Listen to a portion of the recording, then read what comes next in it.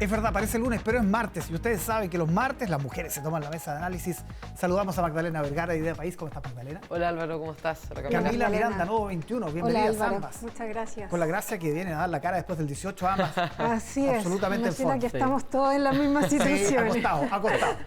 El día después de... Hablemos del presidente. Su primera vez en la Asamblea General de Naciones Unidas. Habló de medio ambiente, habló de derechos humanos, pero principalmente habló de lo que significó el triunfo del rechazo, Camila. Ese diseño, cómo se construyó y cómo se responde a las críticas de que instaló temas de política interna en la Asamblea General.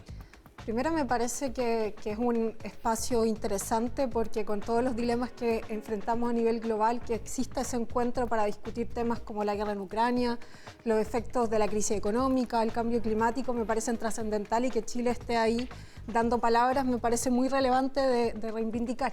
Respecto al discurso del presidente, me parece que traer la experiencia de Chile hacia allá, en la forma que lo plantea, lo lleva como un aprendizaje también de los procesos que se están viviendo en la región, que no somos el único país que tuvo hace poco estallidos sociales y procesos políticos complejos. Pasó en Colombia, ha pasado en otros países y las respuestas no siempre han sido democráticas, como respetar los resultados o canalizar de forma institucional las demandas sociales, sino que muchas de las respuestas de la región lamentablemente han sido autoritarias. Entonces yo creo que llevar un aprendizaje en términos de enfrentar las distintas crisis sociales y políticas con más democracia me parece que es un buen elemento que compartirle al mundo. También mostrar, yo creo que hace un doble ejercicio, da una señal al resto de los países sobre el posicionamiento del presidente más joven del mundo, pero también hace un llamado, a mi parecer, a Chile. O sea, es un momento de vocería importante en el cual es un discurso doble y también nos habló a todas y todos de cómo hay que aprender de los resultados. También yo creo que él hace un recorrido autocrítico. Él dice, vengo de movimientos sociales, no es lo mismo estar representando malestares sociales que ser gobierno y que ese aprendizaje él lo plantea como algo tomado.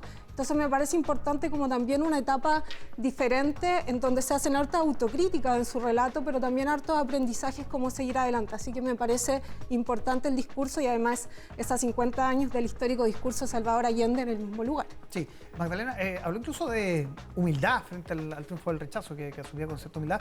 Palabras que no lo habíamos escuchado acá. ¿Cómo interpretar eso? Sí, yo creo que el cambio de tono que tiene es muy positivo en ese sentido. De hecho, se muestra este Boric carismático, ¿no es cierto?, que el que uno le ha conocido en ciertas situaciones más complejas.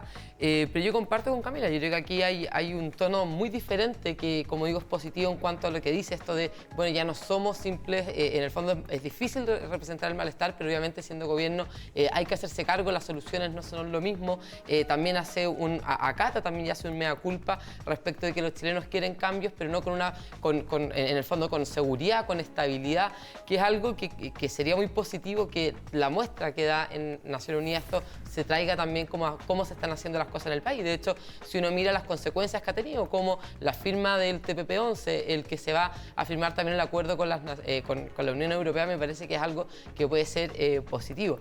Ahora, lamentablemente, creo yo, este quizás buen paso que se pueda dar queda opacado con otras circunstancias que uno dice, bueno, ¿cuánto de esto va a ser realmente, es algo propio del presidente o es algo que también ya está instalado en el gobierno? Porque acto seguido uno ve al embajador de España diciendo lamentablemente que hubo 30 años donde lo único que se avanzó fue en desigualdad, donde también se ve una soberbia como la que hemos visto en otras ocasiones, que opacan esto y claro, ahí está, esto es realmente algo instalado, está dividida la coalición, es extraño también las señales que se dan, siendo que hay ministros que fueron parte de esos 30 años que hoy día son parte del gobierno también, entonces creo yo que ahí hace falta nuevamente una agenda clara, hace falta no tanto de estas improvisaciones que muchas veces salen o estas díscolos que están todavía dentro del gobierno. El embajador de Chile en España, que es muy cercano al presidente Boric, además.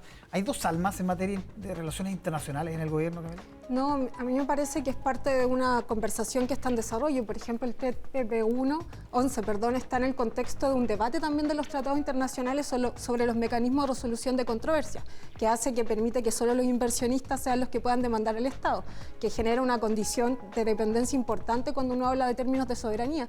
Y eso es parte de una discusión global que se está dando con otros tratados. tratado. Entonces yo creo que es parte de un debate también global en el cual se inscribe este gobierno y el presidente mismo lo dice, o sea, tiene el derecho y la responsabilidad, siendo una generación que está aprendiendo también de las otras, pero que se plantea como una nueva generación, de pensar y actuar para tener respuestas distintas para enfrentar los desafíos del futuro. Y a mí me llama harto la atención de que, de hecho, tiene un aplauso masivo de la Asamblea en el sentido que se refiere a temas que son complejos y que no trataron muchos representantes de países, como la guerra en Ucrania. Es muy categórico en decir lo ilegítimo de la ocupación de Rusia. También se refiere a los actos de violencia israelí sobre esta joven iraní. Y ese contexto también lo dice explícitamente. Se refiere también a los efectos de la crisis política en Venezuela respecto a nuestro país y también a la región. Entonces me parece que ahí hay elementos súper importantes en términos de nuestro papel internacional, sobre todo cuando él se ha planteado como la necesidad de articular soluciones globales, multilaterales, para enfrentar estas situaciones que ningún país aisladamente las va a poder resolver. Está bien, pero en la antesala está lo de Israel. Está lo de Exactamente. que todavía Eso está pidiendo disculpas el gobierno con eso. Finalmente aquí se ve, o sea, esto es un pequeño acto, si uno mira como todo lo que ha sido la política exterior, ¿no es cierto? Donde lamentablemente yo creo que han habido este tipo de intervenciones que quizás muestran un poco de inexperiencia y también cierto afán como refundacional, que al ser una política, o sea, en diplomacia cuesta mucho esto, porque es más protocolar, se requieren de ciertos actos, ciertas ceremonias que pareciera que acá no se han tomado en cuenta, lo que pasó con Israel, lo que ha pasado también en Estados Unidos, ahora mismo incluso dentro de la Nación Unida, o sea, el discurso que das, que habla al interior, que efectivamente acata muy bien ciertas cosas, habla de la humildad, etcétera, pero incluso cuando habla del estallido también da como ciertas señales contradictorias al nombrar brevemente los hechos de violencia y en cambio hablar de forma mucho más extensa de las graves violaciones de derechos que pueden haber hecho los carabineros. Entonces, incluso con lo que acaba de ocurrir con Cataldo, yo creo que son señales que también son un poco contradictorias, incluso para la institucionalidad que tenemos aquí. Recordar lo que ocurrió también en el fondo en la marcha del ejército. Entonces, hay señales que lamentablemente uno dice, bueno, ¿dónde va? Y luego también con lo que ocurrió con el embajador en España, que yo creo que no es menor eso, y es muy grave lo que está ocurriendo. La canciller también con las monarquías. Entonces, yo creo que esos gustitos que a ratos se dan el gobierno, creo que sería importante quizás dar en el fondo una señal clara hacia dónde se quiere avanzar y girar hacia el centro, que es lo que está haciendo, por ejemplo, con firmar los acuerdos del TPP-11 y también con la Unión Europea. Veamos cómo termina eso. Les propongo, nos quedan 2 minutos a hablar de cómo va la conversación constitucional postergada para esta semana. Y hablando, Camila, ya de expertos en listas cerradas. Es una postura que, por ejemplo, en el PS genera un grado de adhesión.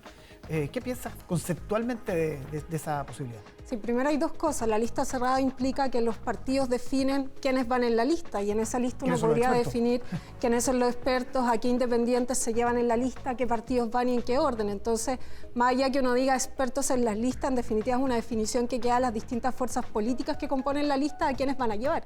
Ahora, la conversación ha estado rondando entre, por un lado, el modelo de personas electas, que son quienes tienen el derecho a votar y aprobar las normas y, por tanto, proponernos la nueva Constitución, y la otra discusión que tiene que ver con un órgano técnico que acompaña el trabajo de la Convención, que ahí también se ha discutido esta figura del AILO de expertos, que sabemos que no son figuras neutrales, porque todas las disciplinas incluso tienen planteamientos políticos vinculados con visiones de cómo se aplican, sobre todo en el derecho. En el derecho hay mucho de esas teorías implicadas, entonces me parece que las listas cerradas, más allá de la otra discusión de esa comisión de expertos, podría ser una oportunidad, a mi parecer, de discutir de propuestas, porque la diferencia de una lista abierta, donde se compiten entre personas dentro de la lista y entonces cuán conocido, cuán popular eres, determina mucho tu posibilidad de ser electo o electa, y también si va o no en su pacto quien te arrastra, que es el fenómeno que hemos visto en muchas otras elecciones. Una lista cerrada lo que implica es que tú puedes acordar, estas personas quiero que participen prioritariamente y por tanto busco tener esos cupos al ser electo, pero también implica defender una visión. Entonces yo creo que eso sería rico para un debate constituyente como posibilidad. No sé si avance porque nunca hemos tenido ese sistema tampoco en Chile, es novedoso. ¿Cómo lo ves, Magdalena? Yo creo que es positivo que haya una mayor participación de expertos dentro de la convención. Y yo creo que por algo la ciudadanía hoy día lo está mostrando, parte por la experiencia que tuvimos en la convención anterior, ¿no es cierto? Pero yo creo que no hay que idealizar lo que significa un experto tampoco dentro de la convención. Parte de lo que decía Camila, no son políticos muchas veces estos expertos, que van a ser académicos en realidad, van a querer quizás poner sus propias tesis de doctorado dentro de la Constitución, y eso puede llegar a ser problemático en la necesidad de llegar a ciertos acuerdos, ciertas negociaciones, y de hecho la experiencia que tuvimos, los expertos de la convención que hubieron tampoco fueron un gran aporte. Había de hecho, expertos. había expertos, Claro. Atria, Baza, Agustín Esquella. Entonces, esos expertos, ¿dónde quedaron en el fondo? ¿Cómo fue que también se tergiversa su misión cuando están frente a este escrutinio público también en lo que tienen que hacer? Y en ese sentido, es compleja la decisión también, incluso la elección de los expertos, porque aunque sean listas cerradas, finalmente tienen que como sucumbir un poco a esa parte política que puede ser compleja. Yo creo que ahí hay que mirar quizá otras experiencias donde efectivamente igual fueron los partidos políticos los que designaron directamente, por ejemplo, a expertos. Yo creo que aquí, ante todo, hay que entender que es una situación que es compleja, que no es fácil tampoco asumir cuál va a ser el rol, más allá si van en lista o cuál es en el fondo su elección, cuál va a ser su intervención dentro de este proceso.